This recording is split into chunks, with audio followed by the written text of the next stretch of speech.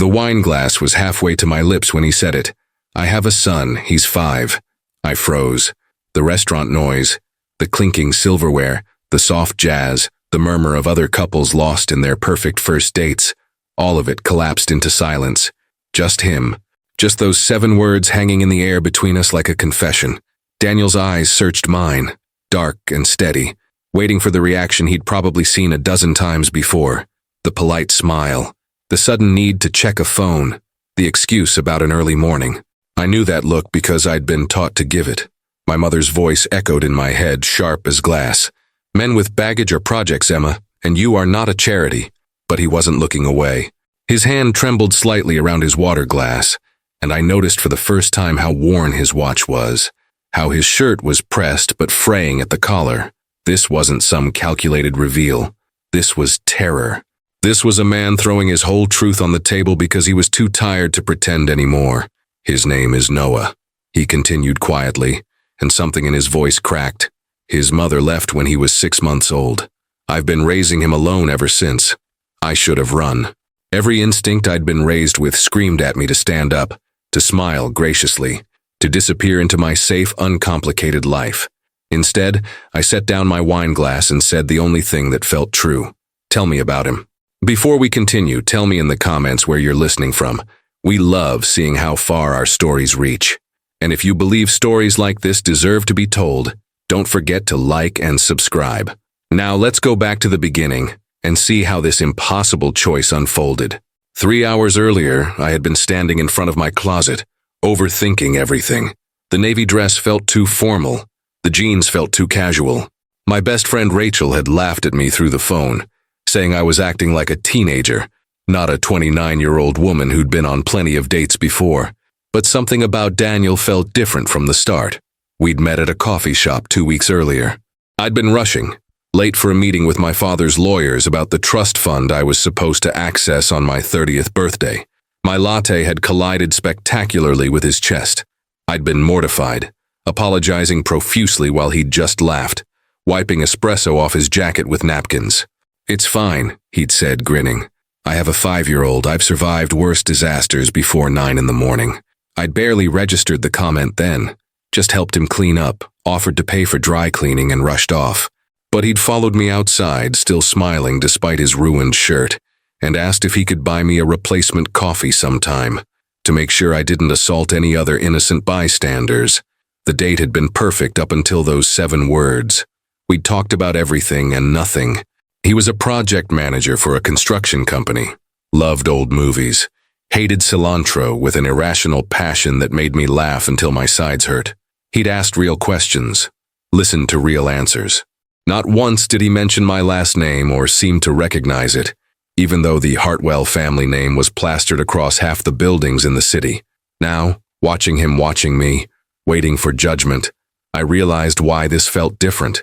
He'd never been performing. This whole time, he'd just been real. Noah's favorite thing right now is dinosaurs, Daniel said, his voice gaining strength as he talked. Specifically, velociraptors. He can tell you their exact height, weight, and hunting patterns. He's been teaching me, actually. I failed most of my science classes in school, but I'm getting a PhD in prehistoric creatures, whether I like it or not. A smile tugged at my lips despite my racing heart. That sounds intense. You have no idea. Last week, he corrected his kindergarten teacher about the feather hypothesis. She was not thrilled.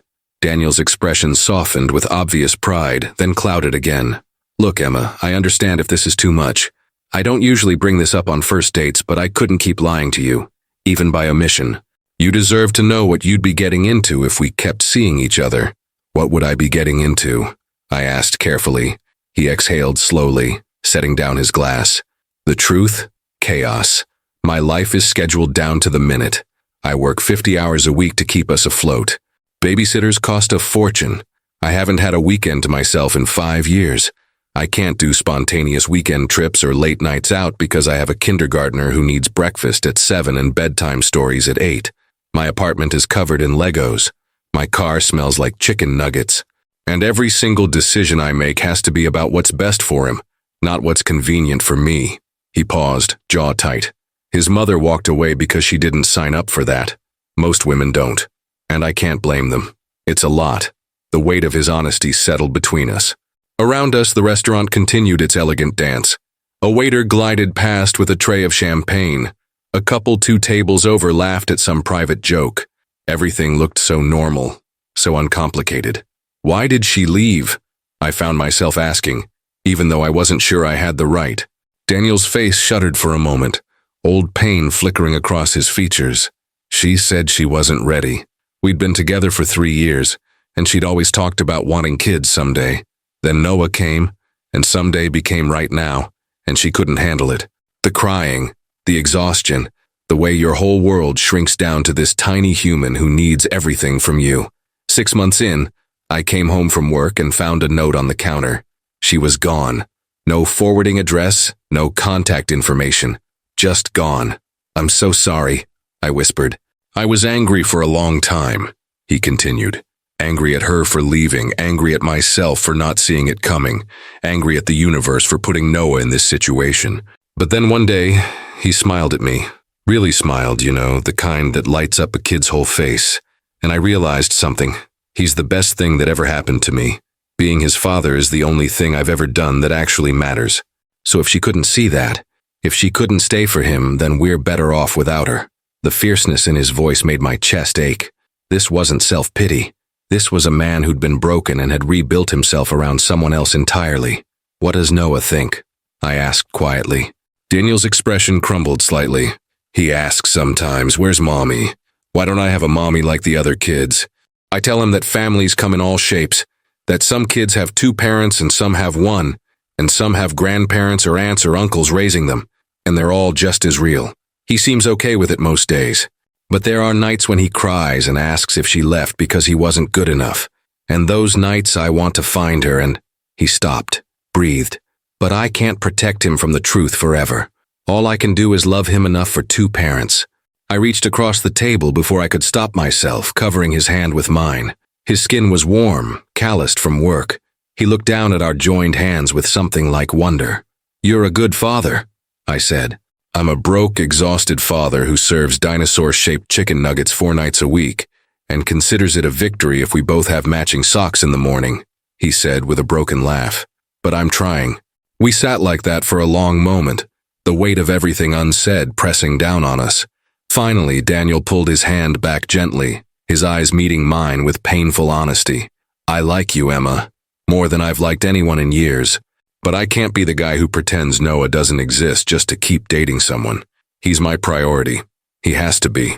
So if this is a deal breaker, I'd rather know now before either of us gets hurt. The question hung between us like a knife edge. I could feel the weight of it, the finality. This was the moment, the choice.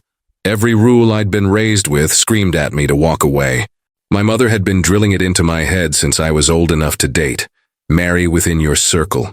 Marry someone without complications. Marry someone who could enhance the family name rather than burden it. A single father working construction? That wasn't just outside the circle. That was social suicide. I could already hear her voice, sharp and cutting. What are you thinking? He probably saw your name and decided you were his ticket out of poverty. And that child? Emma, do you have any idea what you'd be taking on? Other women's children? Other women's mistakes? You'd be throwing your life away. But as I looked at Daniel, at the fear and hope warring in his eyes, all I could think about was how he'd talked about his son, the fierce, unshakable love, the way he'd said, he's the best thing that ever happened to me, like it was the most obvious truth in the world. When was the last time anyone in my family had talked about another person that way? I need to think, I said finally, and watched his face close off, resignation settling in. No, wait. That came out wrong. I need to process this. It's a lot. And I don't want to give you some knee-jerk reaction. You and Noah deserve better than that. Something flickered in his expression. Not quite hope, but not complete defeat either. Take all the time you need, he said quietly. I'm not going anywhere. We finished dinner in a strange, suspended state. The conversation stayed lighter, safer, but the truth sat between us like a third presence at the table. When Daniel paid the check despite my protests, I noticed how carefully he counted the bills, leaving a generous tip, but clearly calculating every dollar. Outside the restaurant, the night air was cool and sharp. Daniel walked me to my car, hands shoved in his pockets. "Thank you for not running away screaming," he said with a weak attempt at humor. "Thank you for being honest," I replied. He nodded, then hesitated, like he wanted to say something more. Finally, he just stepped back. "Good night, Emma." I drove home in a daze, my mind spinning. By the time I pulled into my apartment building's underground parking, I had 6 texts from Rachel demanding details, 3 missed calls from my mother about some charity gala, and a knot in my stomach that wouldn't loosen. My apartment felt cold and empty when I walked in. Everything was perfectly arranged, perfectly decorated, perfectly lifeless. I poured myself a glass of wine I didn't want and sat on my pristine white couch, staring at nothing. My phone buzzed. Rachel again. "How was it? Tell me everything." I typed and deleted 3 responses before finally settling on, "Complicated, call you tomorrow." Her reply was immediate. "Uh-oh, that's never good. Want me to come over?" "No, I just need to think." "Okay, but if you need me, I'm here. Love you." I set the phone down and closed my eyes. In my mind, I kept replaying the moment Daniel had said his son's name. Noah. The softness in his voice, the pride, the love. My mother's voice cut through the memory like a blade. "Men with baggage are projects, Emma. But what if they weren't projects? What if they were just people who'd been through something hard and come out the other side still standing?" I pulled out my laptop, and before I could talk myself out of it, I typed Daniel's full name into the search bar. I felt dirty doing it, invasive, but I needed to know. My family would investigate him eventually if I kept seeing him. Better I knew what they'd find. The results were sparse. A LinkedIn profile showing his work history, solid, no gaps, steady progression. A few tagged photos on social media from years ago, including one of him with a woman I assumed was Noah's mother. They looked happy, young, unaware of what was coming. There were no scandal articles, no arrest records, no red flags, just a regular person living a regular life. I closed the laptop, feeling even more conflicted. This would be so much easier if there was something wrong with him, some reason to justify walking away. But there wasn't. There was just a good man who loved his son and happened to exist outside the carefully controlled world my family had built around me. Sleep didn't come easily that night. I kept thinking about Noah, a 5-year-old I'd never met, who asked his father where his mother went, who loved dinosaurs and corrected his kindergarten teacher, who needed someone to love him enough for 2 parents. By morning, I'd made my decision. I just wasn't sure yet if it was brave or stupid. I waited until a reasonable hour, then pulled out my phone. My hands shook slightly as I typed. "I'd like to meet him. Your son." I hit send before I could overthink it, then immediately panicked. What was I doing? I didn't know anything about kids. I could barely keep a houseplant alive. What business did I have inserting myself into this child's life? The 3 dots appeared almost immediately. Disappeared, appeared again, finally. "Are you sure?" I typed back, "No, but I want to try." His response took longer this time. "Noah doesn't meet the people I date. I've only introduced him to one woman before, and when that relationship ended, he asked about her for months. I can't put him through that again unless this is real." The weight of that statement settled over me. He wasn't just protecting himself. He was protecting his son from getting attached to someone who might disappear, just like his mother had. "I understand," I typed. "I'm not asking you to introduce me as your girlfriend. I'm asking you to let me meet him as your friend. Let me see your real life, Daniel. Not the version you show on dates, and then we can both decide if this is something worth pursuing." The pause stretched so long I thought he might not respond. Then, Saturday, 10 a.m. There's a park near our apartment. Noah loves the dinosaur-shaped climbing structure. I'll be there. I set the phone down and took a shaky breath. What had I just committed to? My phone rang almost immediately. Mom. I considered not answering, but that would only make things worse. "Hi, Mom. Emma, darling. You missed my calls last night. The Wellington Charity Gala is in 2 weeks, and I need to confirm you'll be attending with Bradley Wellington's son. He's asked about you specifically. Bradley Wellington. Harvard-educated, trust fund baby. About as exciting as watching paint dry. We'd been set up 3 times by our mothers. He was fine, perfectly boring. I'm not dating Bradley, Mom. I didn't say dating, I said attending. It's one evening, Emma. Is that really too much to ask? The Wellingtons are important to your father's business. Everything was always about business, about connections, about maintaining the family image. "I'll think about it," I said, knowing it was the wrong answer. My mother's voice sharpened. "You'll think about it? Emma, you're about to access your trust fund. The family is watching how you handle yourself. This is not the time to be difficult." "I'm not being difficult.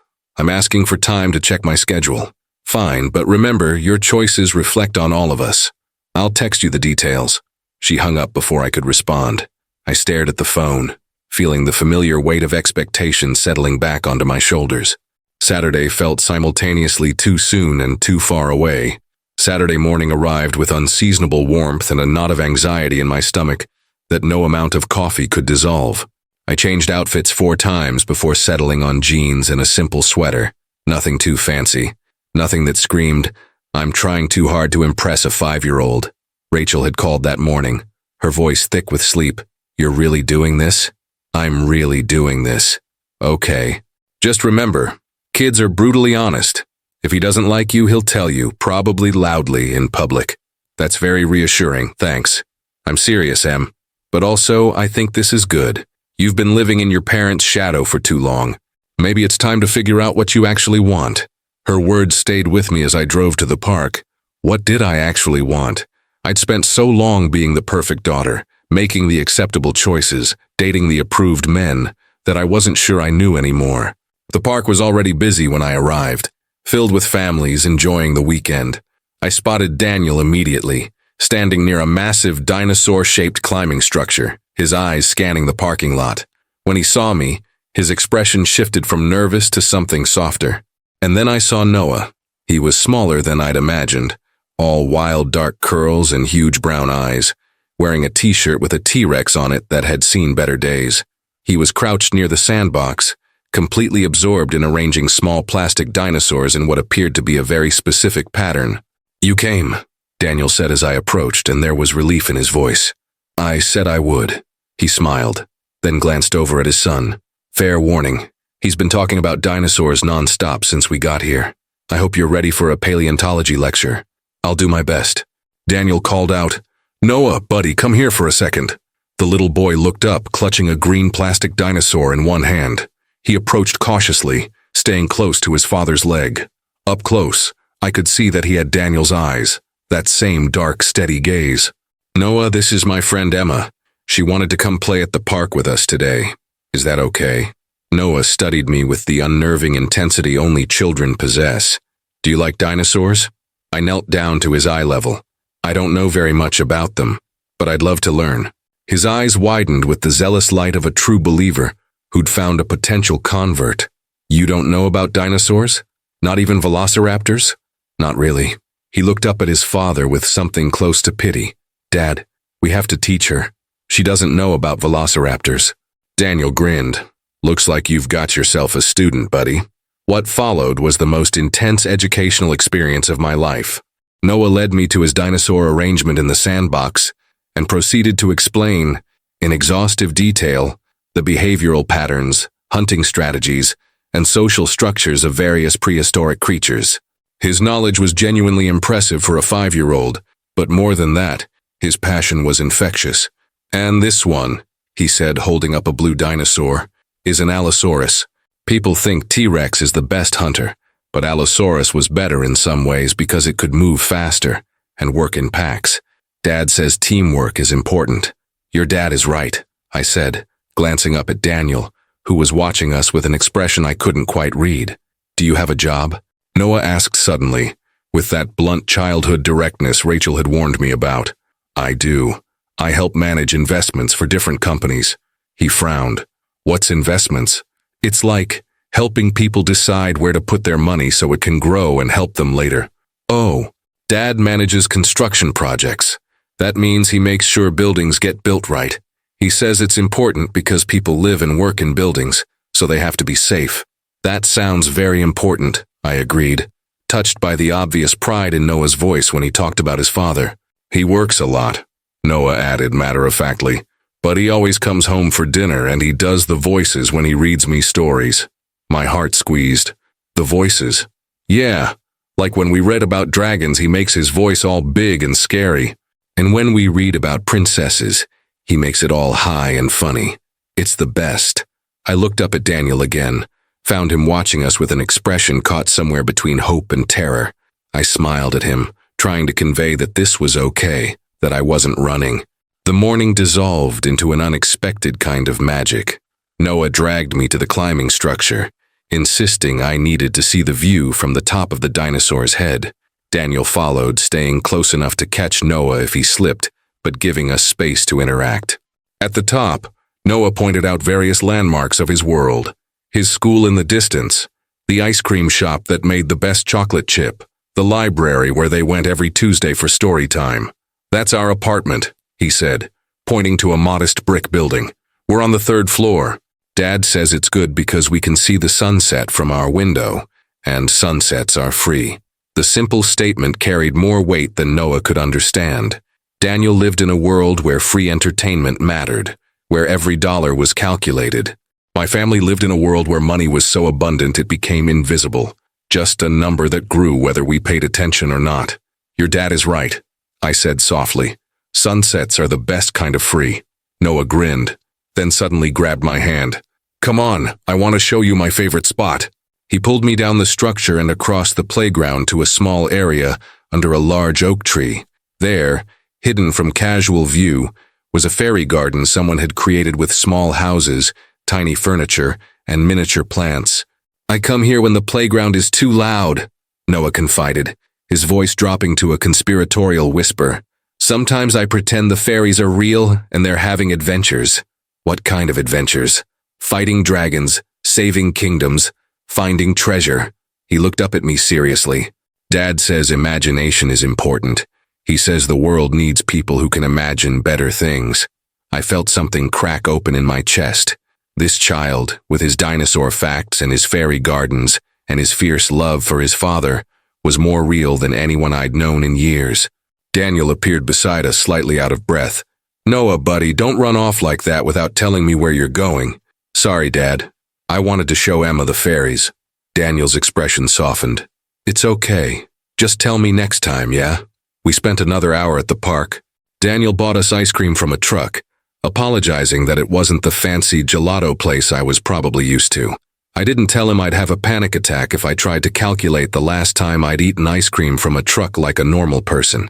Noah got chocolate chip, his favorite, and somehow ended up with it all over his face despite Daniel's best efforts with napkins. "You're a disaster," Daniel said affectionately, wiping his son's face. "A chocolate disaster," Noah announced proudly, making me laugh.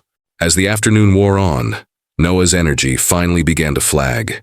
He climbed into Daniel's lap during a rest on a park bench, his small body going heavy with exhaustion. "Someone's going to crash hard during nap time," Daniel murmured, running his fingers through Noah's curls. "I'm not tired," Noah mumbled, his eyes already half closed. "Sure you're not, buddy." I watched them, father and son, and felt something shift fundamentally inside me. This was real. This was what love actually looked like, stripped of pretense and performance. It was messy and exhausting and complicated, and it was more beautiful than anything I'd ever known. Noah's eyes fluttered open one more time, focusing on me with drowsy intensity. "Emma?" "Yeah. Will you come back? To play again?" I looked at Daniel, who was watching me with that same careful hope from the restaurant. Waiting, always waiting for the rejection he expected. "If your dad says it's okay," I said softly. "It's okay," Daniel said immediately. "More than okay." Noah smiled, satisfied, and let his eyes close. Within minutes he was asleep. "I should get him home," Daniel said quietly. "Nap time is sacred in our house, mostly because it's the only time I get to breathe." "I understand." We walked to his car together, Daniel carrying Noah with practiced ease. As he buckled his son into the car seat, I noticed the interior was clean but worn, a child's life evident in every corner. Cheerios crushed into the floor mats, a pile of library books, a stuffed dinosaur wedged between the seats. When Noah was settled, Daniel turned to me. We stood in the parking lot, the afternoon sun warm on our shoulders, and everything felt suspended. "So," he said. "So," I echoed. "What did you think?" Honest answer. I took a breath. "I think Noah is one of the most amazing kids I've ever met. I think you're doing an incredible job." And I think I'd like to do this again, if you'll let me. Daniel's whole body seemed to relax, tension I hadn't realized he was carrying bleeding out of his shoulders. Emma, I have to ask, why? You could be dating anyone. Someone without complications, without a kid, without a life that's held together by duct tape and prayer. Why choose this? Because it's real, I said simply. Everything in my world is performance. Perfect manners, perfect clothes, perfect choices. But you and Noah, you're just real. He talks about dinosaurs because he genuinely loves them, not because it's impressive. You work construction because it pays the bills and you're good at it, not because it looks good on a resume. And when you look at him, when you talk about him, I see what love actually looks like. Daniel stared at me for a long moment, then shook his head with a disbelieving laugh. I don't know what I did to deserve you walking into my life. You were honest, I said. You trusted me with the truth. He reached out slowly, giving me time to pull back, and tucked a strand of hair behind my ear. His touch was gentle, careful. Can I see you again? Just us, without dinosaur lectures? I'd like that. Tomorrow night? There's this diner near my place, nothing fancy, but they make a mean burger. Tomorrow night, I agreed. He smiled, and it transformed his whole face. Then he glanced back at Noah, sleeping peacefully in his car seat. I should go. But Emma, thank you, for today, for giving us a chance. Thank you for letting me in. I watched him drive away, then sat in my car for a long moment, trying to process everything I was feeling. My phone buzzed with texts from my mother about the charity gala, from Rachel asking for updates, from my father's assistant about a meeting I'd forgotten, all the normal demands of my normal life. But nothing felt normal anymore. That night I couldn't sleep. I kept thinking about Noah's small hand in mine, about Daniel's careful hope, about the way they looked at each other with uncomplicated love. Around 2 in the morning, my phone lit up with a text from Daniel. Noah just woke up asking if Emma is real or if he dreamed her. Thank you for being real. I smiled in the darkness and typed back, tell him I'm real, and tell him I can't wait to learn more about dinosaurs. His response was almost immediate. You have no idea what you've just unleashed. Prepare for facts. So many facts. I'm ready. The next few weeks unfolded like a dream I was afraid to wake from. Daniel and I fell into a pattern. Dinners at that diner he'd mentioned, where the burgers were indeed incredible, and the waitress knew his order by heart. Late-night phone calls after Noah was in bed, talking about everything and nothing. More trips to the park, more dinosaur facts, more moments of Noah falling asleep on his father's shoulder, while I watched and felt my heart expand. I started keeping a change of clothes in my car, the kind that could survive playground adventures. I learned which ice cream flavors Noah preferred, which library books he'd already read, which stories required the most elaborate voices. Daniel taught me how to build the perfect blanket fort, how to negotiate with a 5-year-old about bedtime, how to appreciate the small moments that made up a life. We hadn't defined what we were. Boyfriend and girlfriend felt too simple, too teenage for what was happening. But whatever it was growing, taking root in the spaces between us. One evening, about a month after our first park visit, Daniel invited me to his apartment for dinner. Not a date night, not a special occasion, just normal life. Fair warning, he said as he unlocked the door. It's small, and Noah has definitely not cleaned up his toys despite promising he would. The apartment was small, he wasn't wrong, but it was also warm, lived in, filled with proof of the life they'd built together. Noah's artwork covered the refrigerator, a pile of shoes by the door, ranging from Daniel's work boots to Noah's tiny sneakers, a bookshelf overflowing with picture books and Dr. Seuss, a kitchen that smelled like whatever Daniel was cooking, something with garlic and onions that made my mouth water. Emma. Noah bounded over, crashing into my legs with a hug. Dad's making spaghetti. It's my favorite. Well, one of my favorites. I have a lot of favorites. Spaghetti sounds perfect, I said, hugging him back. Dinner was chaos in the best way. Noah talked nonstop about his day at school, about the friend who said Stegosaurus was better than Triceratops and was clearly wrong, about the art project they were doing. Daniel interjected with gentle corrections when the story veered too far into fantasy, but mostly he just smiled, watching his son with obvious pride. After dinner, Noah wanted to show me his room. It was tiny, barely enough space for his small bed and a toy chest, but he decorated it himself with stickers and crayon drawings. A nightlight shaped like a moon glowed in the corner. "This is my favorite," he said, pointing to a drawing taped to the wall. It showed 3 stick figures, a tall one, a small one, and a medium one with yellow hair. "That's me and Dad and you. We're at the park." My throat tightened. "It's beautiful, Noah. You can have it if you want. I can make another one." "Are you sure?" He nodded seriously. "You should have it, so you remember." I carefully took the drawing down, holding it like the treasure it was. "Thank you. I'll put it somewhere special." Bedtime was another revelation. Daniel had a whole routine: bath, pajamas, teeth brushing with a song about cavities that made Noah giggle. Then story time. Tonight's selection was a book about a dragon who was afraid of his own fire. "Emma, you have to sit too," Noah insisted, patting the space beside him on the bed. I sat, and Daniel sat on Noah's other side, and together we read about the dragon who learned that the things that made him different were actually his greatest strengths. Daniel did the voices, just like Noah had promised, making us both laugh. When the story ended, Noah yawned hugely. "One more?" "Nice try, buddy. You know the rules. 1 book, then sleep." "But Dad." "No buts, it's late." Noah's lower lip trembled, and I braced for a tantrum. But then Daniel leaned down and kissed his forehead. "I love you to the moon and back." "And to all the stars?" Noah asked like it was a familiar call and response. "And to all the stars." "And to all the galaxies?" "And to all the galaxies. Now sleep. Growing boys need rest." "Okay," Noah said, then looked at me. "Night, Emma." "Good night, Noah." Daniel turned on the nightlight and we slipped out, leaving the door cracked open. In the hallway, he exhaled slowly. "You're a natural at this," I said quietly. "I fake it pretty well. Most days I have no idea what I'm doing. You could have fooled me."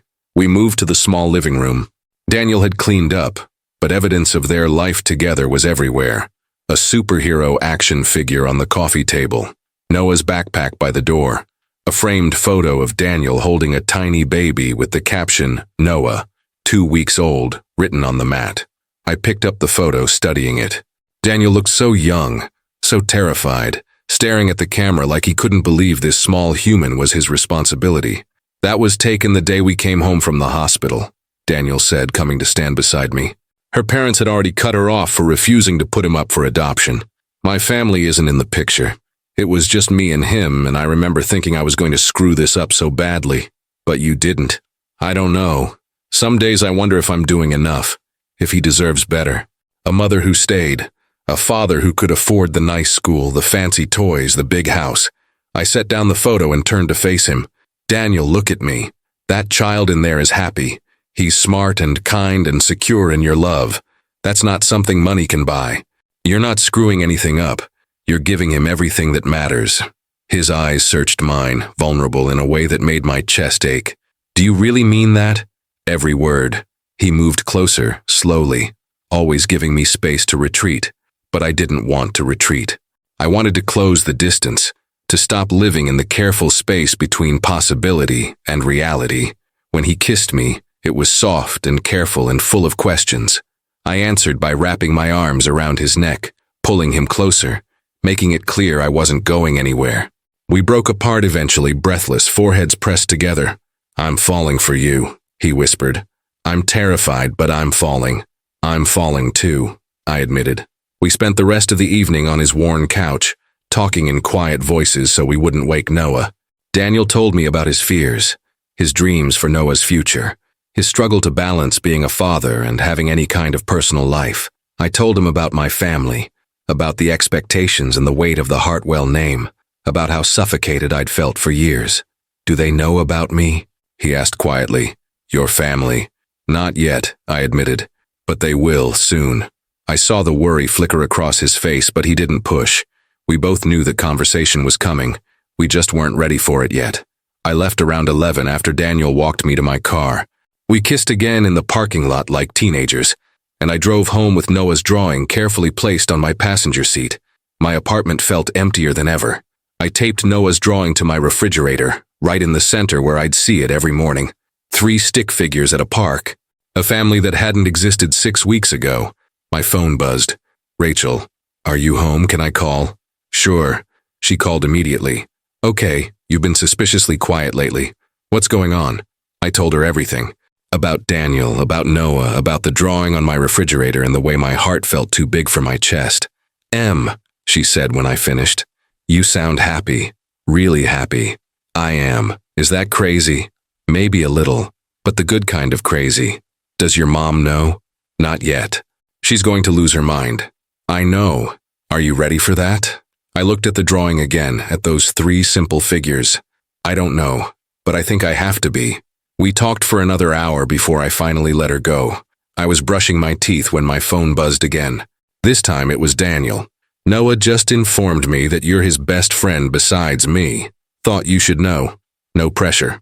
I smiled at my reflection in the mirror, toothbrush still in my mouth, and felt something shift completely. This wasn't just falling anymore. This was choosing to jump. 2 weeks later, the choice was made for me. I was at a coffee shop with Rachel, catching up properly for the first time in weeks, when my mother called. I almost didn't answer, but Rachel gave me a look that said avoiding her would only make things worse. Hi, Mom. Emma, we need to talk. Where are you? Just having coffee with Rachel. Why? Are you at that little place on 5th Avenue? I'll be there in 10 minutes. She hung up before I could protest. Rachel's eyes widened. That didn't sound good. It never does with her. My mother arrived exactly 10 minutes later, impeccably dressed as always, her expression carved from ice.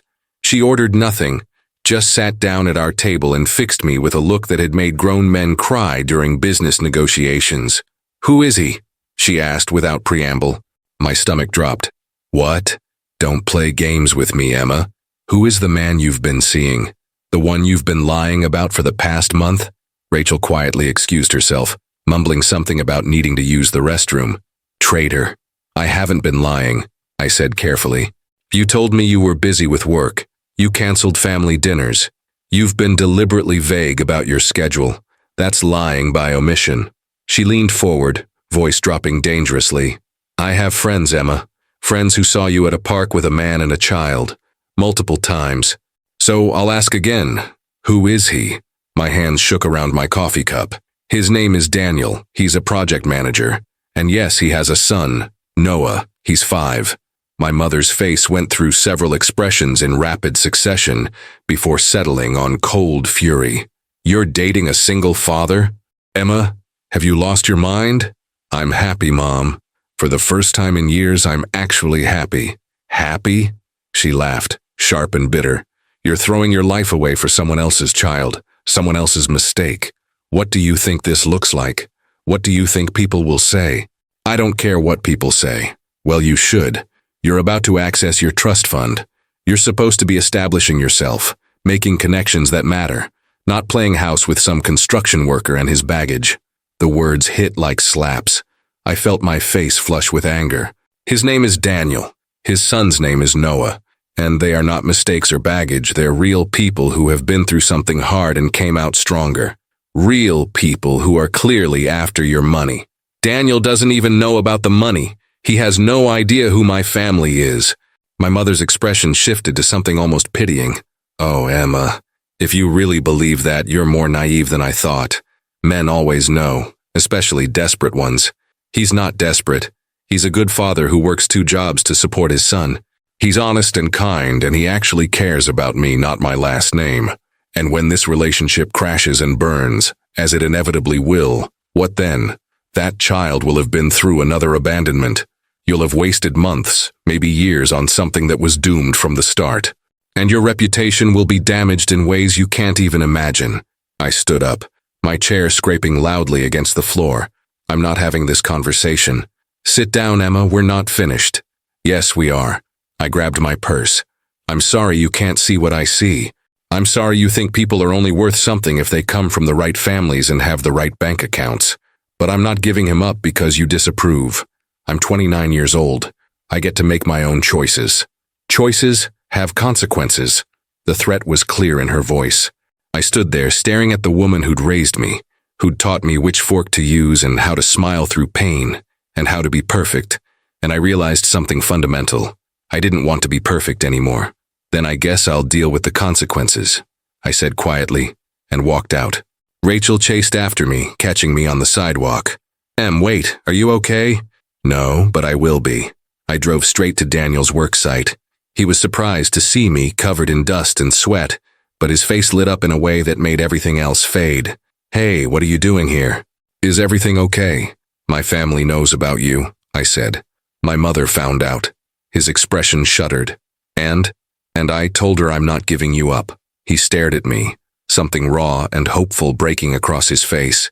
"Emma, I'm not saying this is going to be easy. I'm not saying my family won't make our lives hell, but I'm saying I choose this. I choose you and Noah and messy Saturday mornings at the park. I choose real over perfect." Daniel pulled me into a hug right there on the construction site, not caring who saw.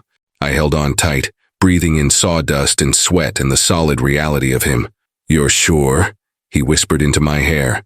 "I'm terrified, but yes, I'm sure." He pulled back just enough to look at me. "I love you. I know it's fast, but I can't keep pretending I don't." "I love you too," I said, and meant it more than I'd meant anything in my life. He kissed me there, in front of his co-workers and the half-built building and the whole world, and I kissed him back with everything I had. This was real. This was worth fighting for, and fight for it I would. The consequences came faster than I expected. 2 days after my confrontation with my mother, I received a formal letter from my family's lawyers.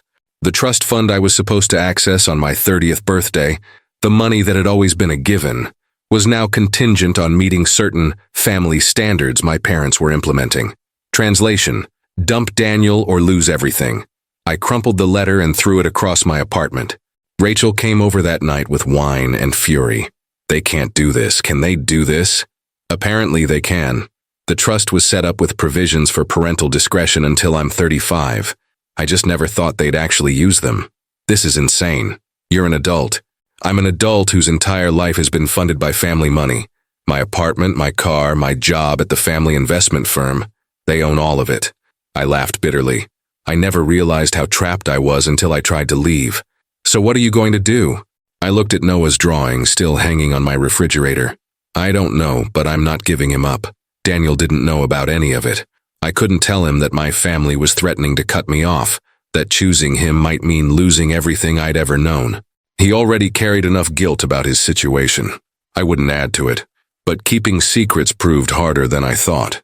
A week later, I was at Daniel's apartment helping Noah with a dinosaur puzzle when Daniel's phone rang. I watched his face change as he listened, going from confused to cold to devastated in the span of 30 seconds. "I understand," he said finally, his voice flat. "Thank you for letting me know." He hung up and just stood there, staring at nothing. "Daniel, what's wrong?" He looked at me, and there was something broken in his eyes. "That was my boss. Someone filed a complaint about my work performance. Multiple complaints, actually.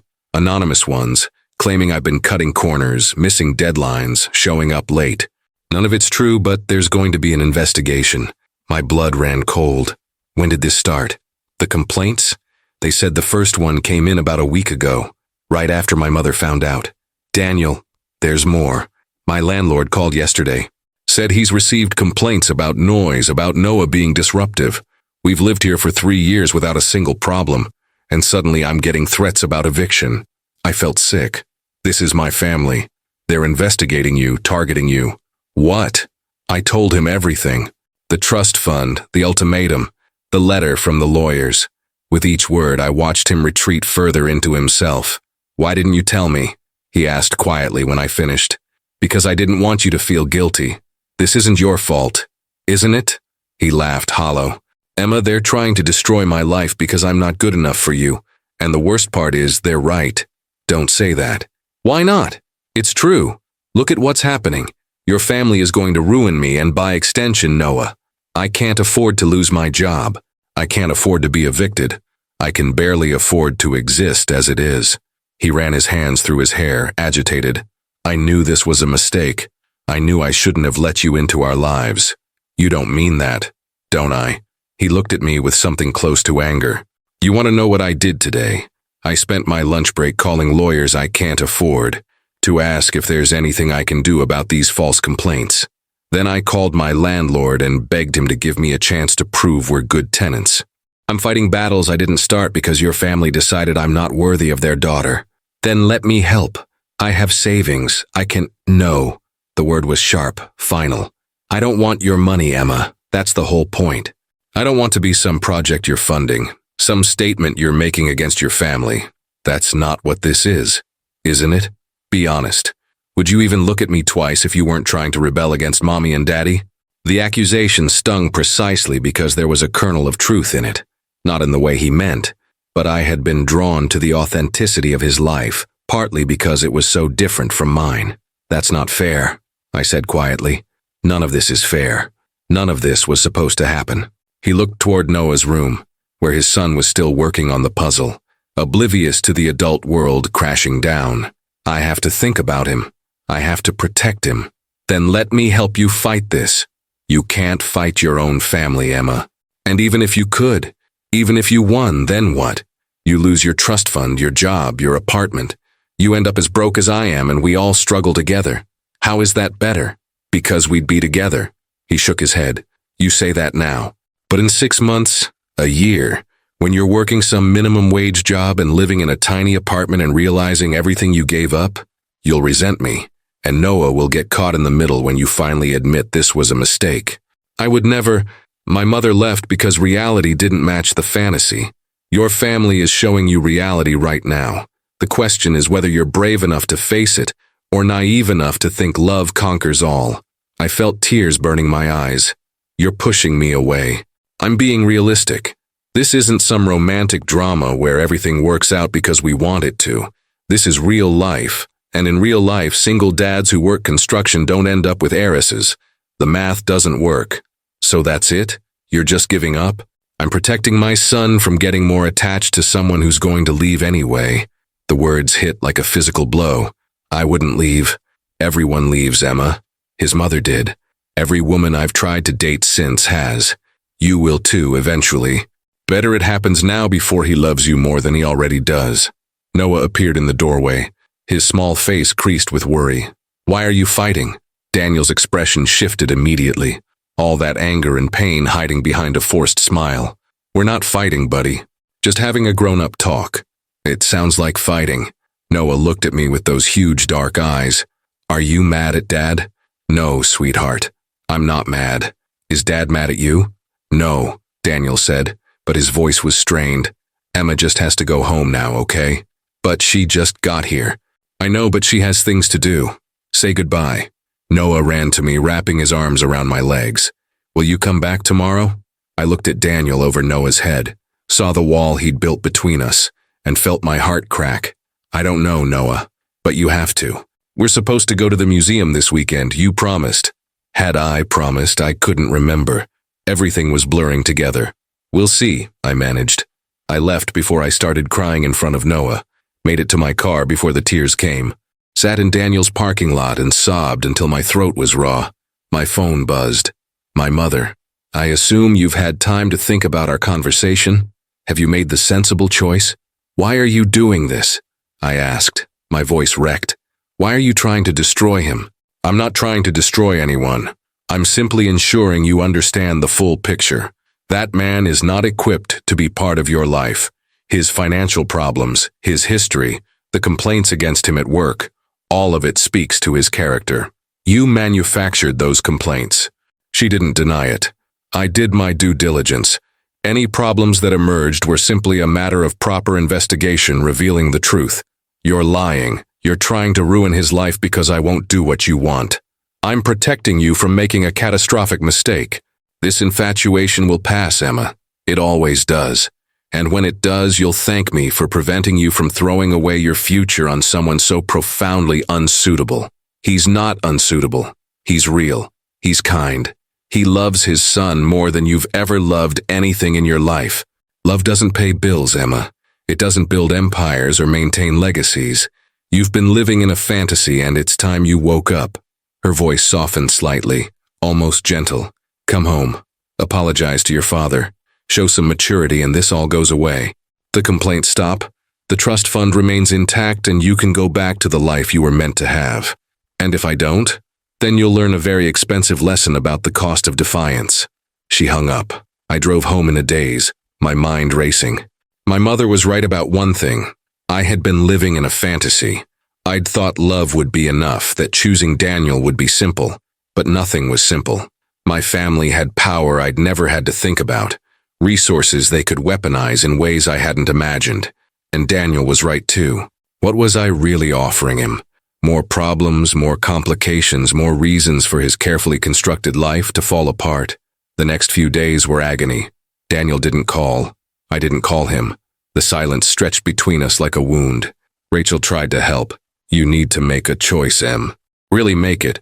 Either you fight for this, consequences and all, or you walk away. But you can't keep torturing yourself in the middle. I don't know how to fight this. Yes, you do. You're just scared. She was right. I was terrified. Terrified of losing everything I'd known. Terrified of dragging Daniel and Noah down with me. Terrified of discovering I wasn't as brave as I wanted to be.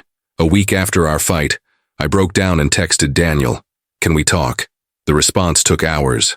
"I don't think that's a good idea. Please. I need to see you." Another long pause. "Noah keeps asking about you. It's not fair to him if you keep coming in and out of his life." "I know.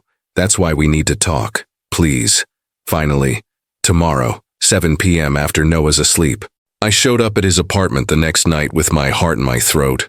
Daniel looked exhausted when he opened the door, like he hadn't been sleeping. "Come in," he said quietly. The apartment felt different, colder, or maybe that was just us. We sat on opposite ends of the couch, a careful distance between us. The complaints at work were dropped, Daniel said without preamble. "My boss called today and said there was a misunderstanding. All charges cleared." "That's good. Is it? Or did your family just decide they'd made their point?" He looked at me. "Emma, I can't live like this, waiting for the next attack, wondering when they're going to decide to destroy me again. That's not a life. That's not fair to Noah." "I know. So what are we doing here?" This was it.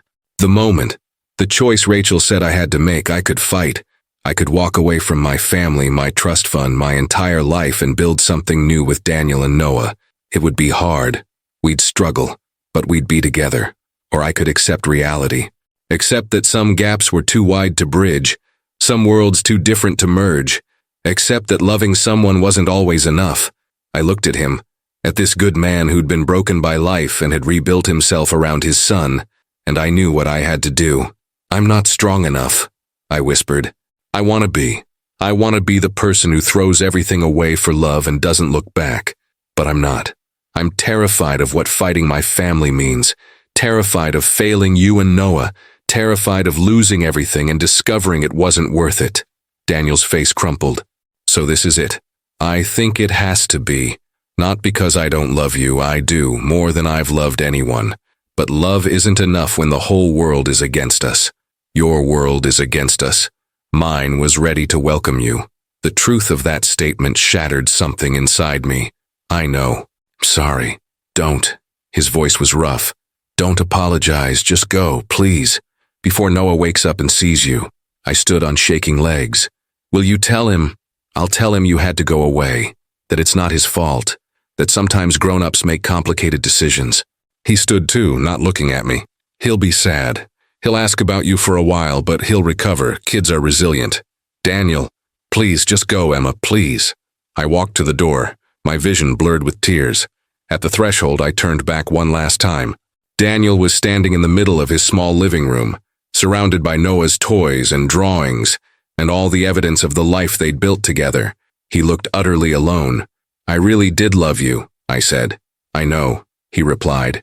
"That's what makes this so hard." I left. Got in my car, drove back to my pristine apartment with its white couch and its perfect emptiness. Noah's drawing was still on my refrigerator. I took it down, held it in my shaking hands, and let myself cry for everything I was losing. 3 stick figures at a park, a family that almost was. I folded the drawing carefully and put it in a drawer where I wouldn't have to see it every day, where I wouldn't have to remember what I'd been too afraid to fight for. Then I called my mother. "I'm coming to dinner Sunday," I said, my voice dead. "Tell Dad I'm sorry. Tell him I'm ready to be sensible. I'm proud of you, Emma. This was the right choice." I hung up and stared at nothing, wondering how the right choice could feel so much like dying. 3 weeks passed like a fog. I went back to work at the family investment firm, attended the charity gala with Bradley Wellington, who was perfectly polite and perfectly boring, smiled at all the right people, said all the right things, wore all the right clothes. I was the perfect daughter again, the obedient heiress, exactly what my family had always wanted me to be. I was miserable. Rachel noticed first. "You look like a ghost." "I'm fine." "You're not fine. You're dying inside and pretending it's okay." "It is okay. I made the practical choice." "You made the coward's choice." The words stung because they were true. I had been a coward. I'd let fear win, let my family's threats dictate my life, let the man I loved walk away because fighting for him was too hard. Every night, I dreamed about Noah asking where I was. Every morning, I woke up wishing I'd been braver. My mother threw a dinner party to celebrate my return to reason. All the right families, all the right connections. I sat at the table in a designer dress, drinking expensive wine, listening to conversations about stock portfolios and real estate investments, and felt absolutely nothing. Bradley cornered me on the terrace during dessert. "You're miserable," he observed. I was too tired to deny it. "Is it that obvious?" "Only to someone who's been there." He smiled sadly. "I was engaged once, to a woman my parents hated. She was a teacher, middle class, completely unsuitable according to them. They gave me the same ultimatum they gave you. I chose the money. Do you regret it?" "Every single day." He looked out at the perfectly manicured garden. "I'm 34 years old.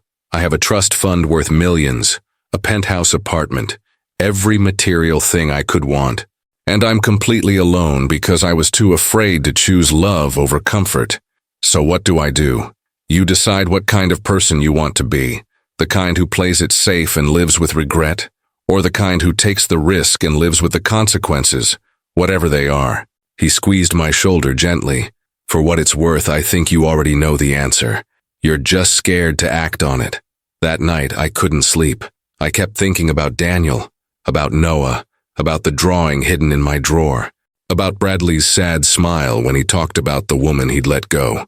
I didn't want to be that person 30 years from now, looking back on the life I could have had if I'd just been brave enough. Around 2 in the morning, I got out of bed and pulled Noah's drawing from the drawer. 3 stick figures. A family I'd walked away from because I was too afraid to fight. Rachel's words echoed in my head. "You made the coward's choice." She was right, but it wasn't too late to unmake it. I grabbed my laptop and started researching. Employment law, tenant rights, harassment statutes. If my family wanted to play dirty, I could learn the rules. I found lawyers who specialized in cases against powerful families, read articles about trust fund litigation, studied every angle I could find. By morning, I had a plan. It was terrifying and potentially catastrophic, but it was a plan. I called Rachel at 7. "I need your help. Finally. What do you need?" "A lawyer, a witness, and someone to tell me I'm not insane for what I'm about to do." "You're not insane. You're finally waking up. What's the plan?" I told her. When I finished, she was quiet for a long moment. This is going to burn every bridge with your family. You understand that, right? There's no going back from this." "I know." "Okay then. Let's burn it down." The next few days were a blur of meetings with lawyers, gathering documentation, building a case. My family had been arrogant in their attacks on Daniel, leaving paper trails that proved their harassment. The anonymous complaints, the pressure on his landlord, all of it could be traced back to investigators they'd hired. I also met with my family's lawyers, the ones who'd sent me the ultimatum about the trust fund. "I want to know exactly what provisions my grandfather included when he set up that trust," I said. They looked uncomfortable. "Ms. Hartwell, we really should have your parents present for this discussion." "No, I'm the beneficiary. I have a right to understand the terms." They reluctantly pulled out the documents. I read through them carefully, and there it was, buried in the legal language. The trust was contingent on parental approval, only until I turned 30. After that, it was mine unconditionally. My 30th birthday was in 3 months. "What happens if I challenge my parents' current restrictions?" I asked. "You could petition the court to review their decision, but litigation would be expensive and time-consuming." "How expensive?" They named a figure that would drain my savings but wouldn't bankrupt me. I did the math in my head. I could survive for 3 months on what I had left. Barely, but I could do it. "Draft the petition," I said. "Ms. Hartwell, are you sure?" Your parents will not react well to this. I'm sure. That evening I drove to my parents' house for what I knew would be the last time for a long while. I found them in the sitting room, my father reading the Wall Street Journal, my mother reviewing guest lists for some upcoming event. Emma, my mother said, surprised. We weren't expecting you. I know, I came to tell you something. My father lowered his newspaper. This sounds serious. It is. I took a breath, steadying myself. I'm filing a petition to challenge your restrictions on my trust fund. I'm also documenting every action you took against Daniel, the false complaints, the harassment, the intimidation, and I'm going to make it all public. My mother's face went white. You wouldn't dare. I would. I am. I've already spoken to lawyers. I have documentation. I have witnesses. If you don't immediately cease all actions against Daniel and his son, I will expose exactly what you did and why. My father stood slowly. Emma, you need to think very carefully about what you're doing. I have thought about it. For 3 weeks I thought about nothing else. And I realized something. I'd rather be broke and happy than rich and miserable. I'd rather struggle with people I love than live comfortably with people who use their power to destroy anyone they don't approve of. This is about that man, my mother said coldly. That single father who manipulated you. His name is Daniel, and he didn't manipulate me. He was honest with me from the start, which is more than I can say for this family. He told me the truth about his life, his struggles, his fears, and I walked away because I was too afraid of disappointing you. And now? My father asked. Now I'm more afraid of disappointing myself. I looked at them both, these people who'd raised me and controlled me and never quite seen me. I love you, but I don't like who I am when I'm trying to please you. I don't like the person who walked away from something real because it wasn't convenient or socially acceptable. If you do this, you're on your own, my mother said. No money, no support, no family connections. I know. I'll manage. You'll fail. You'll come crawling back in 6 months begging for forgiveness. Maybe. Or maybe I'll build something better than anything you could have given me. I moved toward the door. I'll have my things moved out of the apartment this week. You can have it back. I'll find somewhere I can actually afford. Emma, my father's voice stopped me at the threshold. You're making a mistake. Probably. But it's my mistake to make. I walked out of that house with nothing but my car keys and my phone, and for the first time in weeks, I felt like I could breathe. The hard part came next. I had to find Daniel and somehow convince him I was serious this time, that I wasn't going to run away again when things got difficult, that I was ready to fight for us. It took me 3 days to work up the courage to go to his apartment, 3 days of rehearsing what I'd say, how I'd explain, how I'd convince him I'd changed. When I finally knocked on his door, it was Saturday morning. I heard movement inside, then footsteps, then Noah's voice calling out, "I'll get it." The door swung open, and Noah stood there in dinosaur pajamas, his eyes going huge when he saw me. "Emma," he whispered, like I might be a ghost. "Hi, Noah." He threw himself at me, wrapping his small arms around my waist with enough force to nearly knock me over. "You came back. Dad said you had to go away, but I knew you'd come back." Daniel appeared behind him, and my breath caught. He looked worse than I'd ever seen him, exhausted, haunted, like he'd been carrying the world on his shoulders. "Noah, inside," he said quietly. "But Dad, Emma's here. She came back." "I see that. Go finish your breakfast." Noah reluctantly let go of me and disappeared into the apartment, but I could see him peeking around the corner, watching us. Daniel stepped out into the hallway, closing the door partially behind him. "Emma, what are you doing here?" "I left my family." He blinked. "What?" "I left them. I'm challenging their control over my trust fund. I documented everything they did to you and threatened to make it public if they don't stop. I moved out of my apartment. I quit my job at the family firm." The words tumbled out in a rush. "I know I'm 3 weeks too late. I know I hurt you. I know I hurt Noah, but I'm here now and I'm not running away again." Daniel stared at me like I was speaking another language. "You left your family." "Yes. For me. For us. For Noah. For the life I want to have instead of the life I was supposed to have." I took a shaky breath. "I understand if it's too late. I understand if you can't forgive me for walking away. But I had to try. I had to tell you that I choose you. Both of you. Whatever that means. Whatever it costs." He was quiet for a long moment, his expression unreadable. Then, "Do Do you have any idea what you've just done? Probably ruined my life according to my mother's standards, but I don't care about her standards anymore. Emma. He scrubbed a hand over his face. You can't just show up here and expect everything to be fine. You broke Noah's heart. You broke my heart. We spent 3 weeks trying to put ourselves back together. I know, and I'm so sorry, but I'm here now and I'm not leaving. I'll spend as long as it takes proving I mean it. And when the money runs out? When you're living in a tiny apartment and eating ramen and realizing what you gave up, then we'll be eating ramen together. Daniel, I don't need the trust fund. I don't need the big apartment or the fancy car. I need you. I need Noah. I need to be with people who see me as something more than a chess piece in their social games. Noah appeared in the doorway again, tugging on his father's shirt. Dad, is Emma staying? Daniel looked down at his son, then back at me. I could see the war in his eyes, the desire to believe me fighting against the fear of being hurt again. I don't know, buddy. Can she at least come in? Noah asked. We're having pancakes. She likes pancakes. Something broke in Daniel's expression. Yeah, she can come in. We sat at the small kitchen table, the same one I'd sat at a month ago when everything had fallen apart. Noah chattered excitedly about everything I'd missed. The new dinosaur book from the library, the loose tooth that finally fell out, the field trip to the science museum they'd taken without me. Daniel was quiet, watching me with careful eyes.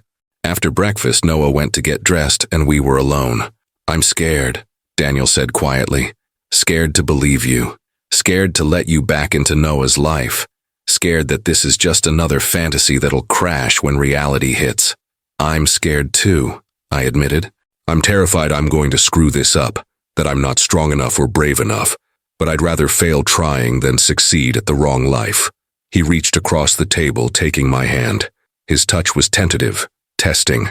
If we do this, it has to be real. No secrets, no running away when things get hard.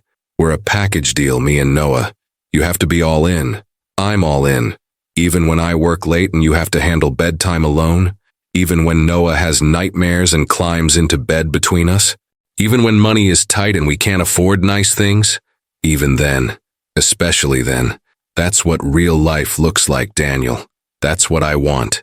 He studied my face for a long moment, then nodded slowly. Okay, but we're taking this slow, for Noah's sake. Whatever you need. Noah reappeared, dressed in his weekend clothes. Can Emma come to the park with us? Daniel looked at me, a question in his eyes. I'd love to, I said. The park was the same one where we'd first met, where Noah had taught me about velociraptors and fairy gardens. It felt like coming home. As we walked, Noah between us holding both our hands, I felt something settle in my chest. This was right. This was real. This was worth every bridge I'd burned. Emma? Noah asked as we approached the climbing structure.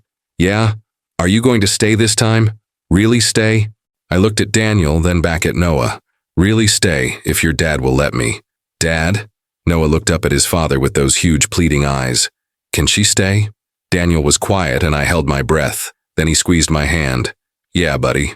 She can stay. The weeks that followed were hard. I moved into a tiny studio apartment that cost half my savings. I found a job at a small investment firm that paid a fraction of what I'd made before. I learned to budget, to cook simple meals, to live without the safety net I'd always taken for granted. But I also laughed more than I had in years. Attended Noah's kindergarten performance where he played a tree and took it very seriously. Helped with homework and bedtime stories. Fell asleep on Daniel's couch during movie nights, waking up with Noah sprawled across my lap. My mother called once, 2 months after I'd left. Are you ready to come home yet? She asked. I am home, Mom. Living in a studio apartment with barely enough money to survive? That's not a home, Emma. That's a cautionary tale. Maybe, but it's my cautionary tale. And I'm happy. She was quiet for a long moment. I don't understand you. I know. Maybe someday you will. She hung up without saying goodbye. 3 months after I'd walked out of my parents' house, my 30th birthday arrived.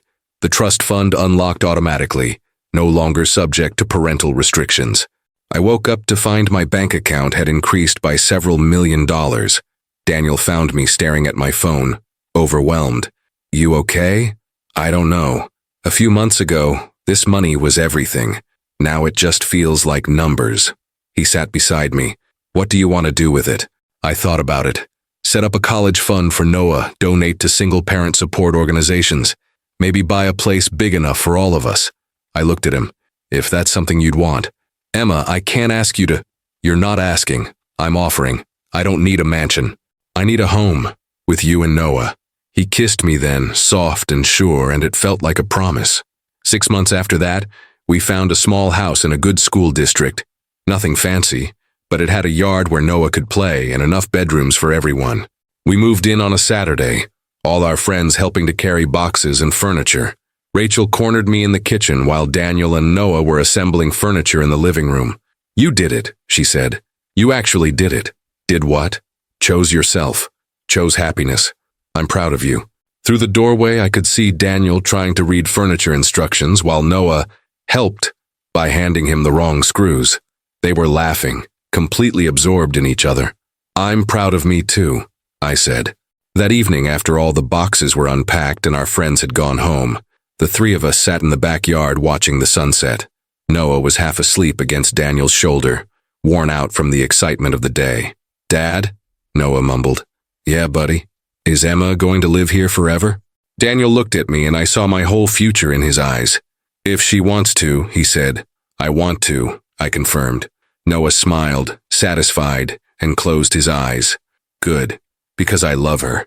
My throat tightened. I love you too, Noah. I love you both, Daniel said quietly, pulling me closer with his free arm. We sat there as the sky turned pink and orange and purple, three people who'd found each other against all odds and decided to build something real together. My phone buzzed. A text from my mother. I saw you bought a house. I hope you know what you're doing. I typed back, I do. For the first time in my life, I really do. I didn't expect a response and I didn't get one. Maybe someday my family would come around. Maybe they wouldn't. Either way, I'd be okay. Because I'd learned something important. The family you choose matters just as much as the family you're born into. Maybe more. Noah stirred, mumbling about dinosaurs in his sleep. Daniel kissed the top of his head, then kissed me, gentle and sure. Thank you, he whispered. For what? For coming back. For staying. For choosing us. Thank you for letting me, I whispered back. As the last light faded from the sky, I looked at our house, small and imperfect and absolutely perfect, and knew I'd made the right choice. Not the easy choice, not the safe choice, but the right one. But the one that led me home.